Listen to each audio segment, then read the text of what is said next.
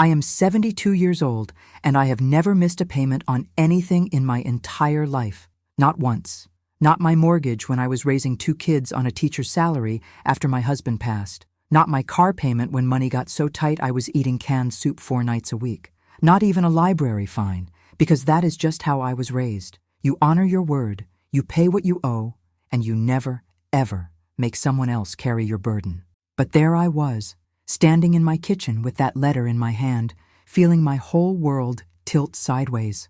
The morning light was coming through the window above my sink, hitting the same spot it has hit for 47 years, making the worn linoleum shine in that familiar way. My coffee was getting cold in the blue mug my daughter gave me, the one with the little chip on the handle that I keep meaning to replace, but never do because it fits my hand just right. Everything looked so normal, so ordinary, like any other Thursday morning, except nothing was normal anymore. My younger brother Marcus had just destroyed my financial security, my credit, my peace of mind, and he had not even bothered to call me first. The family betrayal cut deeper than any debt ever could, because Marcus was not just my brother. He was supposed to be the one person I could trust without question. Let me back up, because this story does not start with that letter. It starts 2 years earlier, on a humid Saturday afternoon in July, when Marcus showed up at my door unannounced, which was unusual because he usually called first. He looked tired, older than his 68 years, with worry lines etched deep around his eyes. We sat on my back porch, the same porch where we used to shell peas with our mother 40 years ago, back when she was still alive and our family felt whole. Marcus had a glass of sweet tea sweating in his hand, making rings on the small wooden table between us. He told me about his business troubles. His small contracting company was struggling after losing 2 major clients to bigger competitors. He needed a loan to cover payroll, materials, and keep his crew working through the slow season. $65,000, he said, just to bridge the gap until the fall projects kicked in. He had contracts lined up, he assured me, good contracts with reliable people. The bank would approve the loan, but they wanted a co-signer because his credit had taken some hits during the recession. He needed someone with a solid history, someone they could trust. He needed me. I remember the cicadas buzzing in the oak tree overhead, so loud they almost drowned out the sound of my own heartbeat. Marcus looked at me with those same brown eyes I had looked into my whole life. The same eyes that watched me walk to school on my first day, that cried at our father's funeral, that sparkled when he told me he was getting married 39 years ago. He was my baby brother, even though we were both old enough now that baby did not really apply anymore. Our mother used to say I was born worrying about him, and maybe that was true. When he was 6 and I was 10, I fought off 3 boys who were bullying him at the bus stop. When he was 22 and going through his divorce, I let him sleep on my couch for 4 months and never once complained about his snoring. When he started his business at 45, I was the first one to write him a recommendation letter. How could I say no? I told him I would do it. I told him I trusted him to make good on this. He hugged me so tight I could smell the Old Spice cologne he has worn since 1982, and he promised me, swore to me on our mother's grave, that I would never have to worry, that he would handle every payment personally, that my name was just a formality for the bank. I signed those papers 3 weeks later in a stuffy office that smelled like burnt coffee and copy machine toner.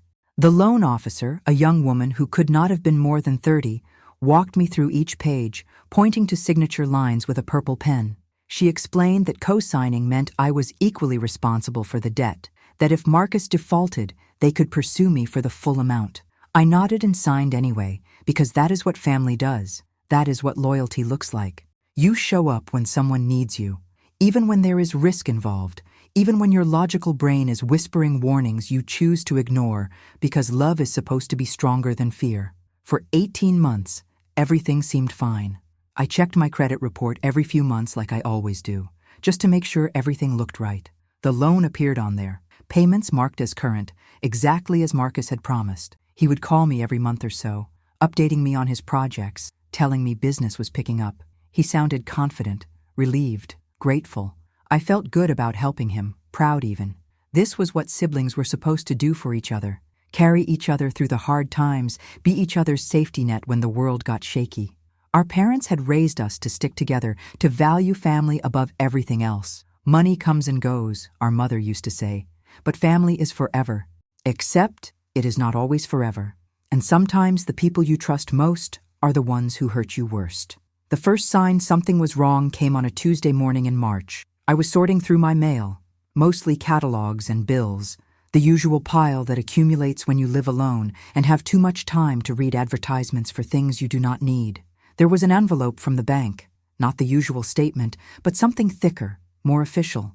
I opened it standing by my dining room table, the one I inherited from my parents with the scratches from 40 years of family dinners carved into the wood.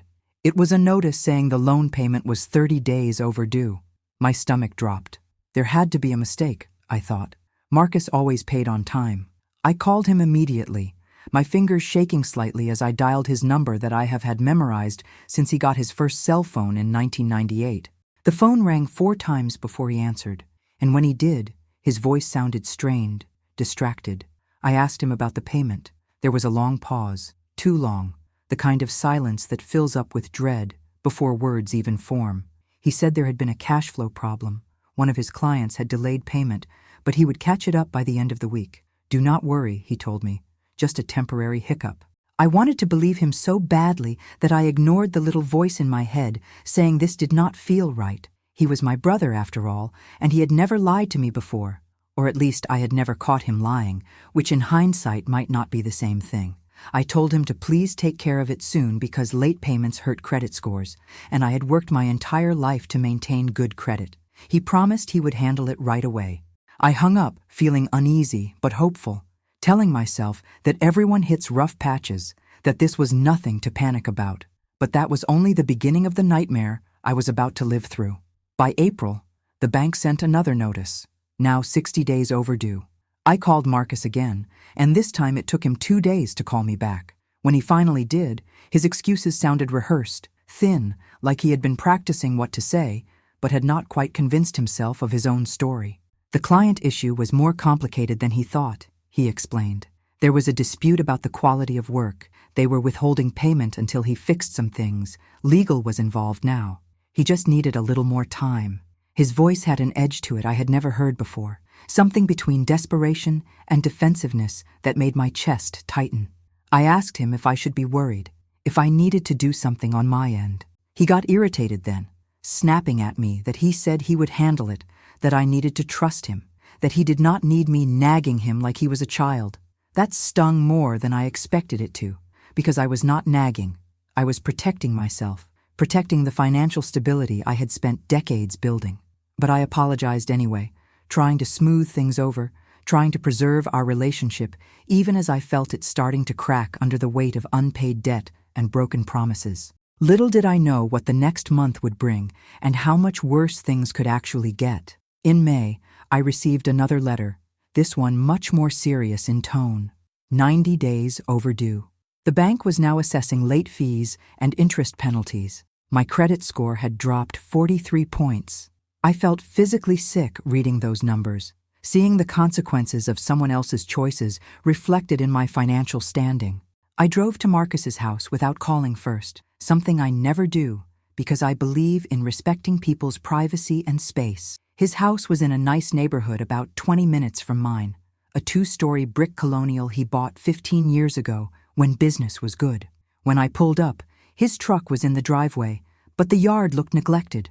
Grass too long, flower beds full of weeds, a stark contrast to how he usually kept things. I knocked on the front door for a full minute before he answered, wearing sweatpants and an old t-shirt, looking like he had just rolled out of bed even though it was 2 in the afternoon. He looked terrible.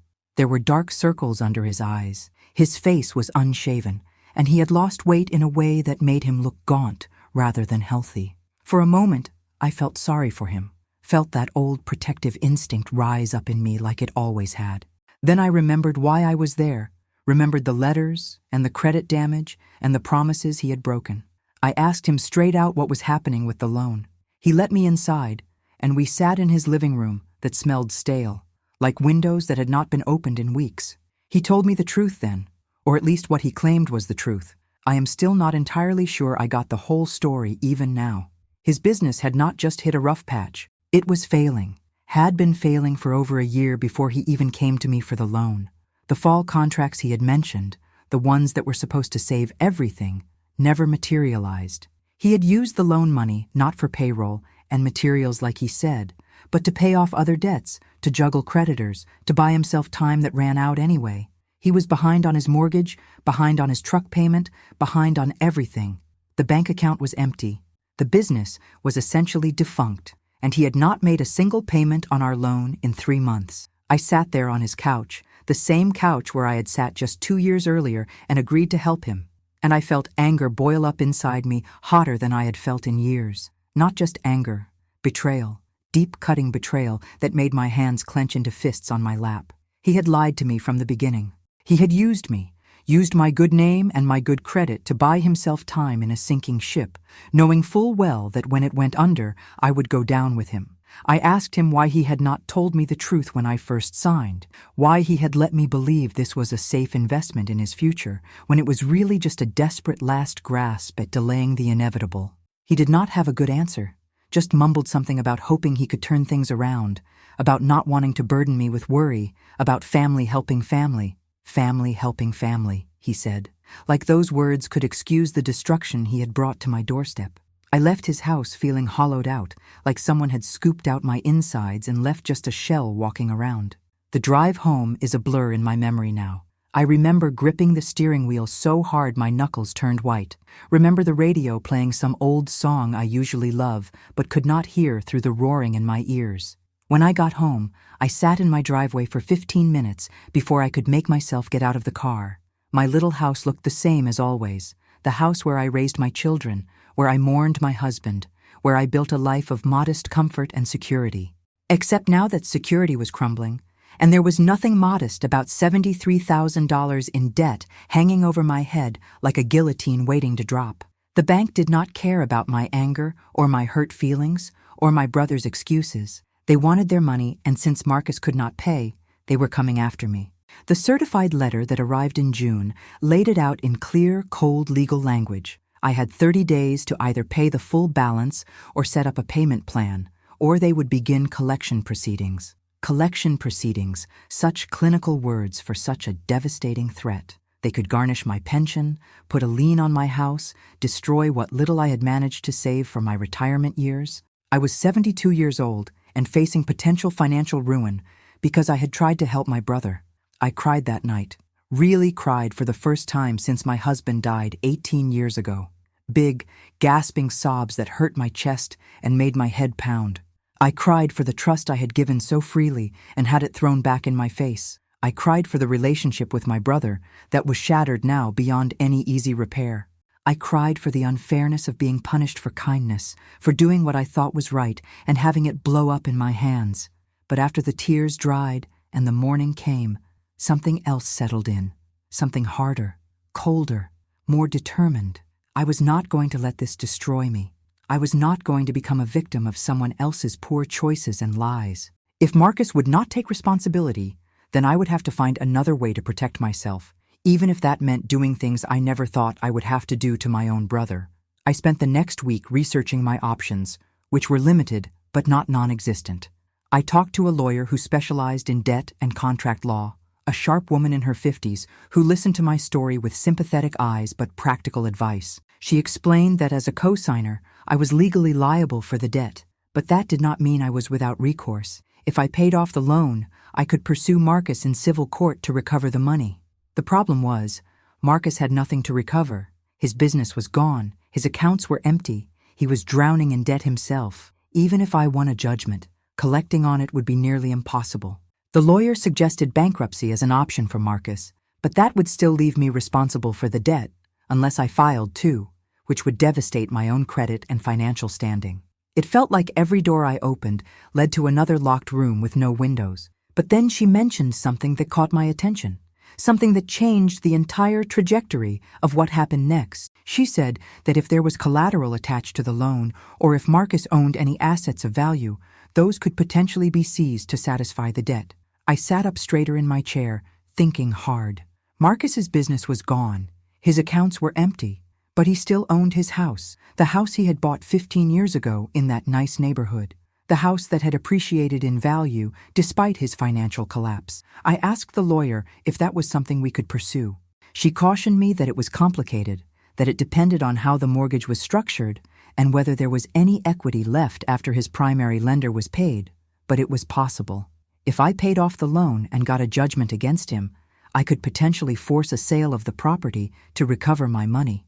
The thought of forcing my brother out of his home made me feel sick, but so did the thought of losing my own home, my own security, because he had lied to me. I made the decision that day, sitting in that lawyer's office with its gray walls and shelves full of law books that probably cost more than my first car. I would pay off the loan to protect my credit and stop the collection proceedings. Then I would take Marcus to court and pursue every legal avenue to get my money back, including putting a lien on his house if necessary. It was not revenge. I want to be clear about that, because revenge implies wanting to hurt someone just to hurt them, and that was never my goal. This was about justice, about holding someone accountable for the damage they caused, about refusing to be a doormat just because we shared DNA and childhood memories. Paying off that loan was the hardest financial decision I have ever made. I had to drain my savings account, the one I had been building for 25 years, to leave something for my kids and grandkids. I had to cash out a small investment account my husband had left me, losing money on early withdrawal penalties. I had to take out a line of credit against my house, putting my home at risk in a way that made my stomach churn every time I thought about it. But I did it, because the alternative, letting the bank destroy my credit and potentially lose my house anyway, was worse. The day I wrote that check, my hand was shaking so badly I could barely sign my name. $73,417, including all the late fees and penalties Marcus's non-payment had accumulated. Gone? Just like that, because I had trusted the wrong person. I called Marcus after the payment cleared to tell him what I had done and what came next. He answered on the first ring this time, and his voice sounded small, defeated. I told him I had paid off the loan, and there was a moment of silence before he started thanking me, his words tumbling out in a rush of relief and gratitude. I cut him off. I told him I did not do it for him. I did it for me, to protect myself from the mess he created. And then I told him I was taking him to court, that I would be pursuing legal action to recover every penny I had paid, plus legal fees, plus interest. He went quiet again, a different kind of quiet than before, heavy and hurt. He asked me how I could do this to him, to family, after everything we had been through together. That question hit me like a slap, the sheer audacity of it. How could I do this to him? How could he ask me that after what he had done to me? I told him that family does not lie to family, does not use family, does not destroy someone's financial security and then act surprised when there are consequences. I told him I loved him, that I always would because he was my brother, and I could not just turn that off like a switch. But that love did not mean I had to accept being treated like a fool. He got angry then, defensive, saying I was being cruel, that I was kicking him when he was down, that he was struggling, and I was making it worse. I let him finish, let him get all his accusations and justifications out, and then I said the thing that needed to be said, the thing that had been building inside me since that first overdue notice arrived. I told him that his struggles were his own making, that I had offered help in good faith, and he had repaid that with deception, and that I refused to feel guilty for protecting myself from someone who clearly had no problem sacrificing me for his own benefit. Then I hung up, and I have not spoken to him since that phone call 4 months ago. But the real shock was still coming, the twist I never saw developing even though maybe I should have. Filing the lawsuit was surreal, seeing my brother's name on legal documents as the defendant, seeing our family drama reduced to case numbers and court dates. The lawyer prepared everything, and I signed where she told me to sign, feeling like I was moving through some alternate reality where nothing made sense anymore.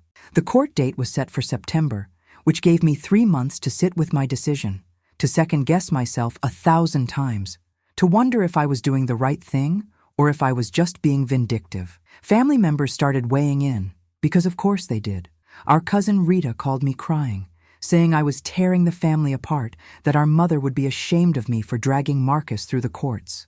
Our Uncle Jim sent me a long email about forgiveness and grace, about how holding grudges only hurts the person holding them. Even my own daughter expressed concern, gently asking if maybe there was a way to work this out privately, without lawyers and judges involved. Everyone had an opinion about what I should do, but none of them were offering to pay back the $73,000 I was out. The pressure to drop the case was intense, constant. like a weight pressing down on my shoulders every time my phone rang or my email dinged. People who had not called me in years suddenly wanted to have long conversations about family unity and Christian forgiveness. I started avoiding social gatherings because I knew what was coming: the pitying looks, the careful questions, the suggestions that maybe I was overreacting. What they did not understand, what they refused to understand, was that this was not about the money anymore. Not really. It was about the principle, about refusing to let someone destroy you and then expect you to smile and pretend everything was fine. It was about teaching my children and grandchildren that love does not mean accepting abuse, that family ties do not give someone permission to use you without consequences. I held firm, even when it felt like the whole family was against me, even when I lay awake at night wondering if I was being too harsh, too unforgiving. Then in August, a month before our court date, something happened that changed everything again. My lawyer called me on a Wednesday afternoon, and I could hear the surprise in her voice before she even explained why she was calling. She said she had received a call from another attorney, someone representing a woman named Patricia Chen, who claimed to have information relevant to my case against Marcus. This Patricia wanted to meet with us, said she had documentation that would strengthen my position significantly. I had no idea who Patricia Chen was, had never heard Marcus mention that name, but my lawyer said we should meet with her, that it could not hurt and might help. We set up a meeting for the following Monday at my lawyer's office. Patricia Chen turned out to be a 64-year-old accountant who had worked with Marcus's company on and off for nearly a decade. She was a small woman with silver-streaked black hair pulled back in a neat bun, wearing a navy suit that looked expensive and professional. She sat across from me at the conference table in my lawyer's office, and she looked nervous, her hands clasped tightly in front of her. She started by saying she had wrestled with whether to come forward, that it was not her place to get involved in family business, but her conscience would not let her stay silent after she heard through the business community grapevine that Marcus was being sued by his sister. She knew things, she said, things that I deserved to know.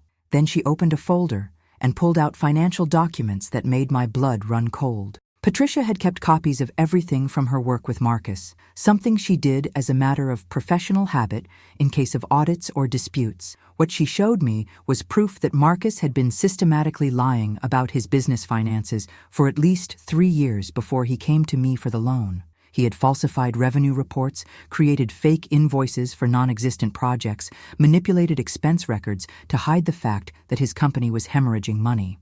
The loan I had co-signed was never meant to bridge a temporary gap. It was a desperate attempt to prop up a business that was already essentially bankrupt. Marcus knew, absolutely knew, with certainty, that he would never be able to pay that loan back, but he took it anyway with my name attached to it because he was drowning and willing to pull me under to save himself a little longer. But there was more, something I never could have anticipated even in my worst imaginings. Patricia hesitated before showing me the next set of documents, and I could see genuine sympathy in her eyes, the kind that comes before delivering a blow you know will hurt. She pulled out bank statements, personal bank statements from an account in Marcus's name that I had never known existed. During the same period, he was telling me he could not make the loan payments. During those months when he claimed he was broke and struggling, he had been making regular withdrawals from this hidden account. Thousands of dollars, sometimes several times a week, for expenses that had nothing to do with business. Luxury dinners, golf club memberships, a weekend trip to Atlantic City with charges at the casino. He was not broke at all, at least not in those months. He was lying, choosing to spend money on himself rather than pay the debt that had my name on it, letting me worry and stress while he maintained his lifestyle like nothing was wrong. I felt dizzy looking at those statements. Actually dizzy, like the room was tilting around me. The betrayal had layers I had not even imagined, depths I had not let myself consider because surely my brother would not be that calculating, that selfish. But the evidence was right there in black and white. Dates, amounts, merchant names, a clear pattern of deception and self-serving choices. Patricia said quietly that she thought I should have this information, that it painted a fuller picture of Marcus's character and intentions. She also said she would be willing to testify in court if needed, to provide expert testimony about the falsified business records and the pattern of financial deception. Her conscience had been bothering her for months, she explained, watching someone get away with this kind of behavior, knowing that someone innocent was being hurt by it. I thanked her, though my voice sounded strange to my own ears, distant and hollow. After she left, I sat in that conference room with my lawyer for a long time, neither of us saying much. My lawyer finally broke the silence, saying this evidence made my case almost bulletproof, that Marcus would have no credible defense against this level of documentation. We could not only get a judgment for the money I had paid, but we could potentially argue for punitive damages given the intentional fraud involved. She asked me if I wanted to proceed with adding these new claims to the lawsuit, if I wanted to pursue this as aggressively as the evidence now allowed. I thought about our mother, about the woman who raised us to be honest and decent, who worked 2 jobs to keep us fed and clothed after our father died. I thought about what she would say if she could see what Marcus had become, what choices he had made. And I thought about the old version of myself, the one who walked into Marcus's house 3 months ago, still believing in the best of him, still hoping there was some reasonable explanation. That version of me felt like a stranger now, someone naive and trusting in ways I could not afford to be anymore. I told my lawyer to file the amended lawsuit with all the new evidence, to pursue every legal remedy available. If Marcus wanted to play games with the truth, then he was going to learn that games have consequences. The court hearing happened on a gray Thursday morning in September, one of those early autumn days where summer is clearly over, but winter has not quite arrived yet. The courthouse was one of those old buildings that tries to inspire respect with marble columns and wood paneling, but mostly just feels cold and impersonal. I sat on one side of the courtroom with my lawyer, and Marcus sat on the other side with his attorney, a public defender, because he could not afford to hire private counsel. This was the first time I had seen him in person since that day at his house, and the change in him was striking. He had aged, lost more weight, had a defeated slump to his shoulders that made him look smaller somehow. For just a moment, I felt that old familiar urge to protect him, to make things okay for him like I had done our whole lives. Then I remembered the bank statements, the lies, the hidden account, and the feeling passed. The hearing itself was not dramatic like you see on television. No passionate speeches or shocking revelations. My lawyer presented our case methodically. The loan documents, the payment history showing Marcus's default, the proof that I had paid the full balance, Patricia Chen's documentation of the falsified business records, and the personal account he had hidden. Patricia testified clearly and professionally, laying out the timeline of deception in language the judge could easily follow. Marcus's attorney tried to argue extenuating circumstances, claiming his client had been under extreme stress and had made poor decisions but never intended to harm anyone. The judge listened to everything with the patient, neutral expression of someone who hears sob stories every day and knows how to separate legitimate hardship from manufactured excuses. When it came time for Marcus to speak, he stood up slowly, and his attorney coached him through a statement about taking responsibility and wanting to make things right. But there was something hollow in his words, something that felt rehearsed and insincere, like he was saying what he thought he should say rather than what he actually felt. He did not apologize to me directly, did not even look at me when he spoke. That hurt more than I expected it to, that final confirmation that whatever relationship we had once had was truly gone, replaced by this legal proceeding and these formal words spoken by people who used to be so much more to each other. The judge took less than 20 minutes to make his ruling. He found in my favor on all counts, ordering Marcus to pay back the full $73,000 plus legal fees and interest, which brought the total to just over $89,000. Furthermore, because of the evidence of intentional fraud, the judge approved my lawyer's request for a lien on Marcus's property to secure the judgment. If Marcus could not pay, and everyone in that courtroom knew he could not, then the house would be sold to satisfy the debt. The judge also made a comment, looking directly at Marcus, about the seriousness of defrauding family members and how such behavior reflects poorly on character. It was a small moment of vindication, hearing an official authority figure acknowledge that what Marcus had done was wrong, not just unfortunate, but actually wrong. We left the courthouse through different exits, Marcus and I, like strangers who happened to be in the same place at the same time. The lien was filed the following week, and Marcus had 90 days to either pay the judgment or face foreclosure proceedings. I knew he could not pay. His financial situation had only gotten worse in the months since our lawsuit was filed. He had taken a job working retail at a home improvement store, making barely above minimum wage at 68 years old, a heartbreaking decline from the business owner he had once been. But heartbreaking or not, it did not change the math. He owed me $89,000, and his house was the only asset of value he possessed. The foreclosure process moved forward with the cold efficiency of legal machinery, paperwork and deadlines and notices sent to an address I had known my whole life but felt foreign to me now. Marcus tried calling me twice during those 90 days, but I did not answer. I could not yet, maybe not ever. What would we even say to each other at this point? There was no fixing what had broken between us, no magic words that could undo the damage or restore the trust. Some things, once shattered, cannot be glued back together, no matter how much you might wish otherwise. My daughter asked me if I felt guilty about forcing him out of his house, and I gave her an honest answer. I felt sad. I felt regret for how things turned out, but I did not feel guilty. Guilt implies wrongdoing, and protecting myself from someone who deliberately harmed me was not wrong. It was survival. It was self-preservation. It was finally understanding that love does not require self-destruction. The house went to auction in December, just a week before Christmas. I did not attend, could not bring myself to watch that final chapter play out in person. My lawyer went on my behalf to ensure the paperwork was handled correctly. The house sold for $116,000, more than enough to cover the judgment and all the associated costs. After Marcus's mortgage and the various liens were satisfied, there was even a small amount left over, maybe $12,000, that went to him. I heard through family gossip that he had moved into a small apartment on the other side of town, that he was still working at the home improvement store, that he looked tired and beaten down but was making rent each month. Part of me wanted to know more, wanted to check on him despite everything. But a wiser part of me knew that staying away was the healthier choice, that some distance was necessary to protect the peace I had fought so hard to reclaim. The money from the auction went into my account 3 weeks later, appearing on my online banking statement like numbers on a screen that represented so much more than dollars and cents. I could pay off the line of credit against my house, restore some of my savings, rebuild the security that had been stripped away. It was not complete recovery. Some of my investment money was gone for good, and the emotional toll could not be measured in any financial statement. But it was justice. It was accountability.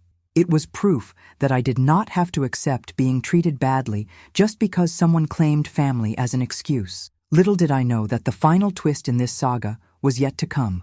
One last revelation that would reframe everything I thought I understood. In January, I received a letter from Patricia Chen, the accountant who had provided the documentation that strengthened my case. She wrote to tell me that Marcus had approached her months after the lawsuit was filed, trying to convince her not to come forward with the evidence. He had offered her money, she said, money he claimed to have available despite his poverty plea in court.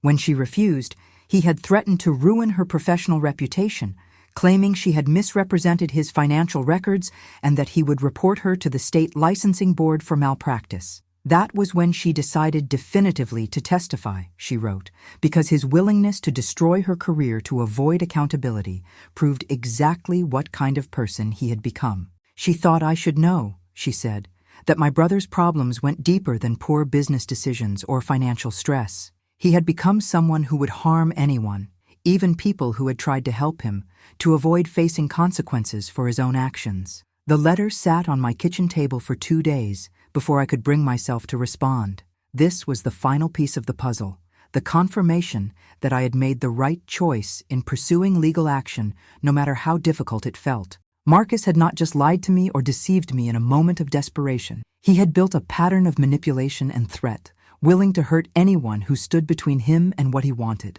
I wrote Patricia back, thanking her for her courage in coming forward and for letting me know about Marcus's attempted intimidation. I also told her something I was just beginning to fully understand myself, that holding people accountable is not cruel. It is necessary, and that protecting yourself does not make you the bad person in someone else's story. My relationship with the rest of my family has been complicated since all of this happened.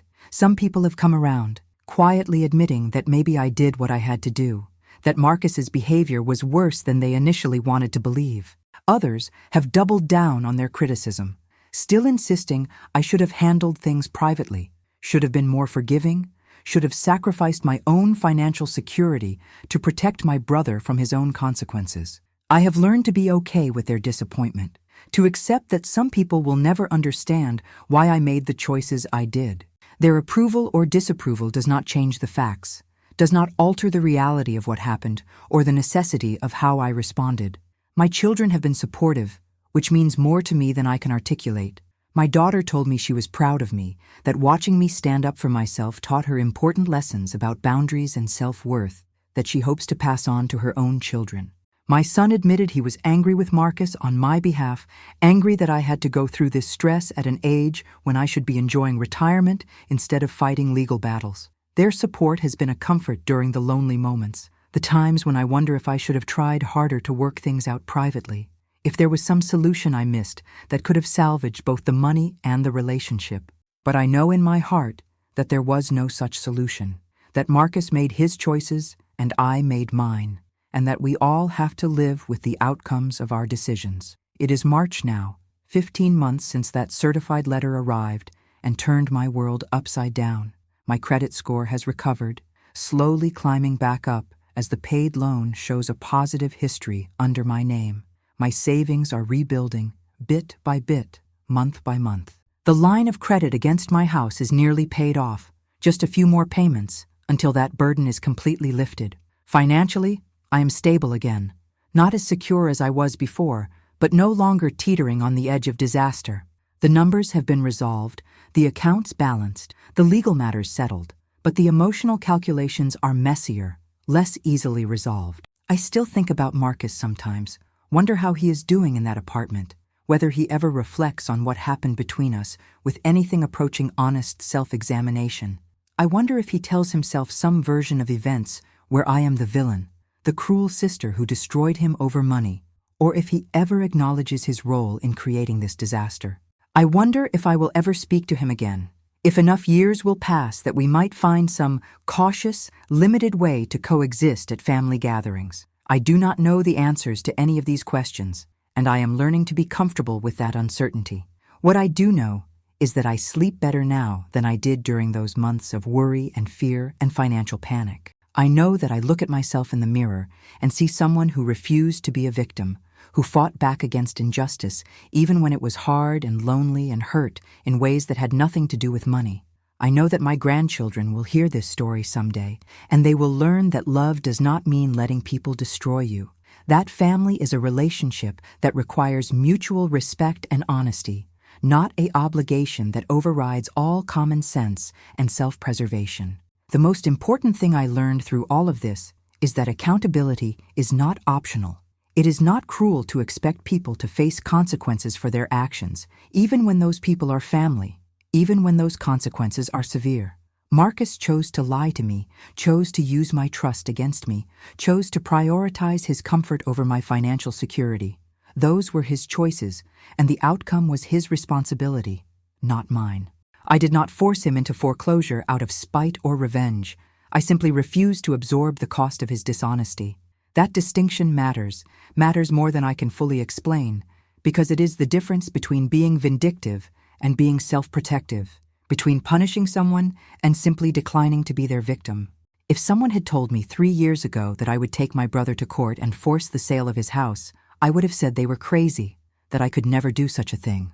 But that version of me had not yet learned what betrayal feels like when it comes from someone you love without reservation. That version of me still believed that family loyalty meant unconditional acceptance of whatever treatment came your way.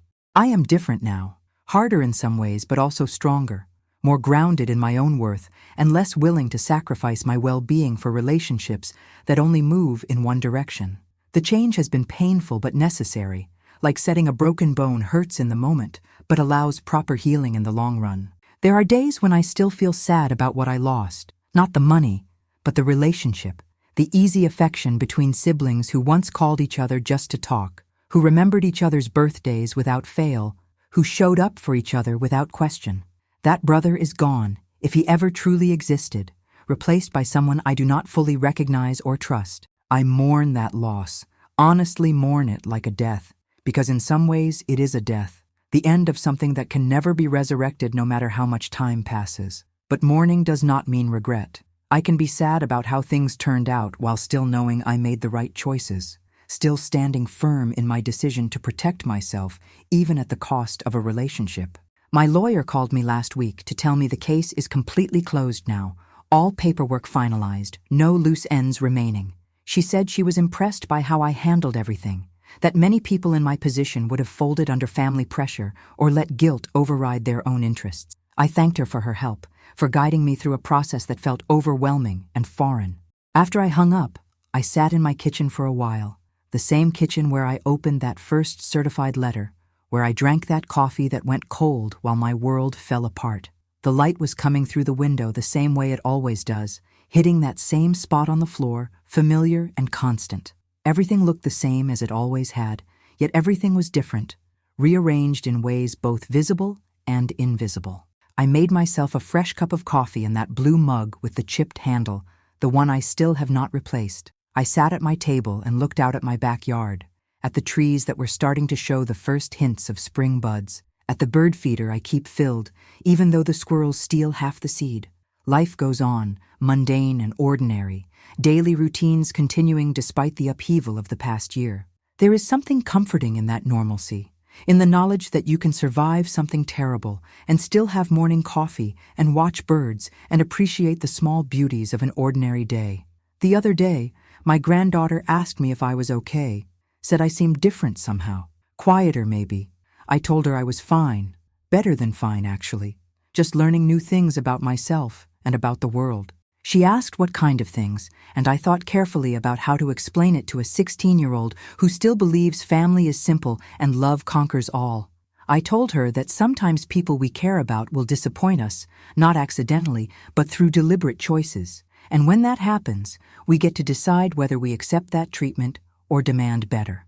I told her that loving someone does not require letting them hurt you, that you can care about someone from a distance if closeness becomes toxic. She listened with that serious expression young people get when they are trying to understand adult complexities, and then she hugged me tight and said she hoped she would be as strong as me when she grew up. That compliment meant more than she could know, because strength was not something I felt for most of this ordeal. Mostly I felt scared and confused and sad. But maybe strength is not about never feeling those things. Maybe it is about feeling them and moving forward anyway, about making hard decisions even when your hands shake, about protecting yourself even when the cost is high. If that is what strength looks like, then perhaps I have earned the description, purchased it with a price that seemed too high in the moment, but proved worthwhile in the end.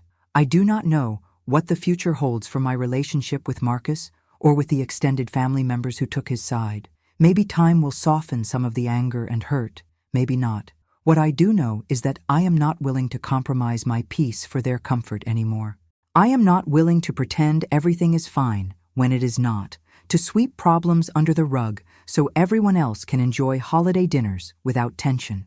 The cost of that kind of peacekeeping is too high, paid in pieces of your self-respect and your sense of worth, and I am done making those payments. If family gatherings are awkward now, if some people are uncomfortable with my presence or my choices, that is unfortunate, but not my responsibility to fix. The auction taught my brother the price of lies, just as the title suggested it would. That price was high: his house, his business, whatever dignity he thought he could maintain while lying to the people closest to him. But it also taught me something valuable, something I carry with me now like armor against future hurt. It taught me that I have the right to protect myself, that self-preservation is not selfishness, that justice is not just something that happens in courtrooms with robed judges, but something I can pursue for myself when I have been wronged. Those lessons were expensive, bought with stress and tears and $73,000 of my hard-earned money, but I would not undo them now, even if I could. They have made me who I am today, someone stronger and clearer and more certain of my own value.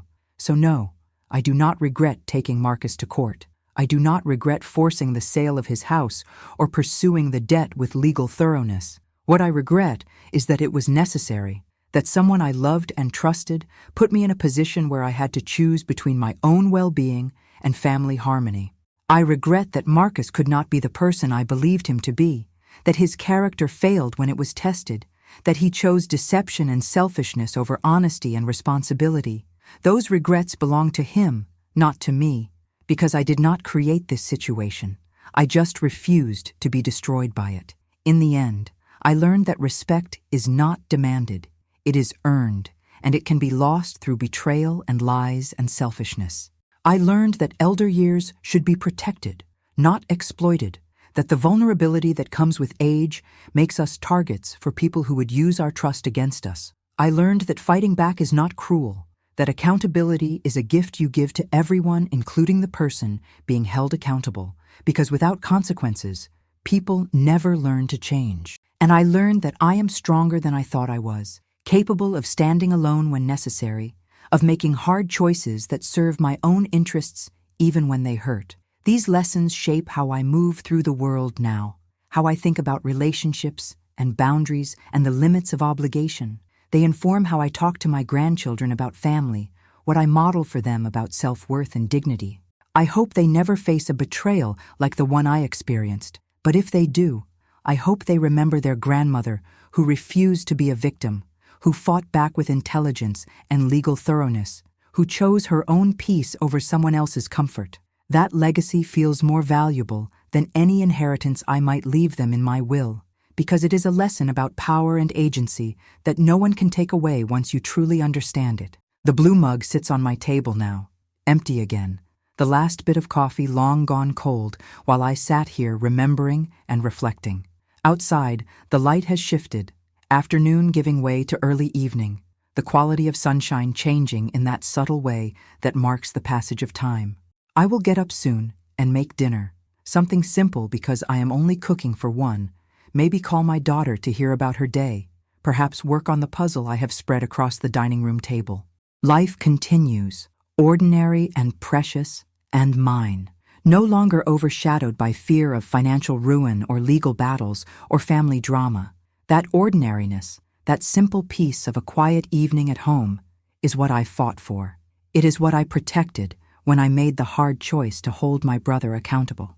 It is what I reclaimed through months of stress and legal proceedings and difficult decisions. And it is mine now, truly mine, not conditional on anyone else's approval or subject to someone else's manipulation.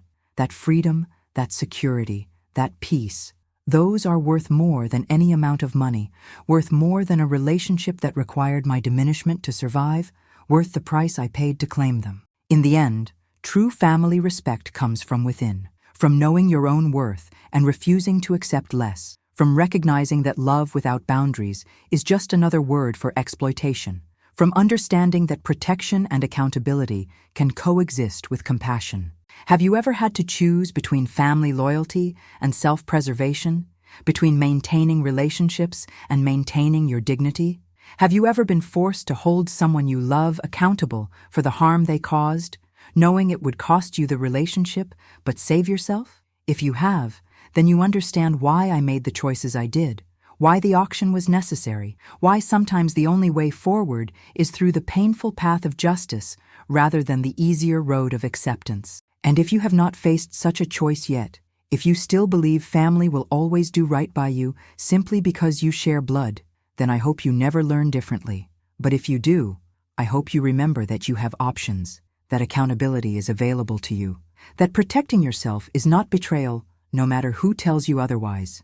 I hope you find the strength to make hard choices when necessary, to stand alone if you must, to prioritize your own well-being even when it feels selfish or wrong or impossibly difficult. Because at 72 years old, after everything I have lived through and learned and survived, I can tell you with certainty that the person you must never betray is yourself. Everyone else is negotiable. Every relationship is conditional. Every bond can be broken if the cost of maintaining it becomes too high. But you have to live with yourself every single day. Look at yourself in the mirror every single morning. Answer to your own conscience when you lay down at night. That relationship, the one with yourself, is the only one that truly matters in the end. Protect it. Honor it. Fight for it when necessary, even when the fight requires you to stand against people you once thought you could never oppose. That is what the auction taught me, what this whole painful journey revealed. Not that family does not matter. Family matters deeply, profoundly, in ways that shape our entire lives. But it taught me that family is a verb, not a noun, an action rather than a label, something you do rather than something you are. And when someone stops doing family, stops being honest, stops being trustworthy, stops treating you with basic respect, then you are released from your obligations to them. You can still love them, you can still remember the good times, you can still hope they find their way to becoming better people, but you do not have to sacrifice yourself on the altar of those hopes. You do not have to set yourself on fire to keep someone else warm, not even when that person is your brother, not even when walking away hurts almost as much as staying would have. I co-signed my brother's loan because I believed in family, in loyalty, in showing up when someone needed help. And then I let the auction teach him the price of lies because I also believe in accountability, in self-respect, in refusing to be destroyed by someone else's choices. Both of those beliefs are true. Both of those actions were necessary, and the tension between them is something I will carry for the rest of my life. But I can live with that tension, can hold both the love I once had for my brother and the justice I demanded when he betrayed that love. They do not cancel each other out. They just exist together, complicated and messy and real, the way most important truths tend to be. The story ends here, in my kitchen on an ordinary Wednesday afternoon, with light coming through the window and dishes waiting to be washed, and a life that continues despite everything that tried to derail it. No dramatic reconciliation, no tearful reunion, no neat resolution that ties everything up with a bow. Just me, still standing, still whole, still certain that I made the right choices, even when they were the hardest choices I ever had to make. That certainty, that peace, that knowledge that I protected myself when it mattered most, those are the real ending to this story, the actual resolution that matters more than any dramatic scene could convey. I am 72 years old, and I have never been more clear about who I am and what I will accept. That clarity came at a high cost, but it is mine now, earned and owned and unshakable. And that, more than any amount of money recovered or any legal judgment won, is what makes this story worth telling. Not as a warning, though certainly there are warnings embedded in it. Not as revenge, though justice was absolutely served, but as testimony to the fact that it is never too late to stand up for yourself, never too late to demand better, never too late to learn that protecting your peace is not selfish. It is survival. It is wisdom. It is the most important thing you can do for yourself and for the people who truly love you and want to see you thrive. This is the story of how I co-signed my brother's loan and then let the auction teach him the price of lies. But more than that, it is the story of how I learned to value myself enough to demand accountability, to prioritize my own well-being, to understand that real love does not require self-destruction. That lesson is one I will carry forward into whatever years remain to me, a foundation for all my relationships going forward, a standard by which I will measure how I allow myself to be treated. Marcus paid the price for his lies in foreclosure and lost relationships. But I paid a price too, in stress and money and the death of a relationship I cherished. The difference is, what I paid for was my freedom and my peace and my self-respect. And those purchases, unlike his lies, will never depreciate in value, never fail to deliver what they promised, never leave me wishing I had made different choices.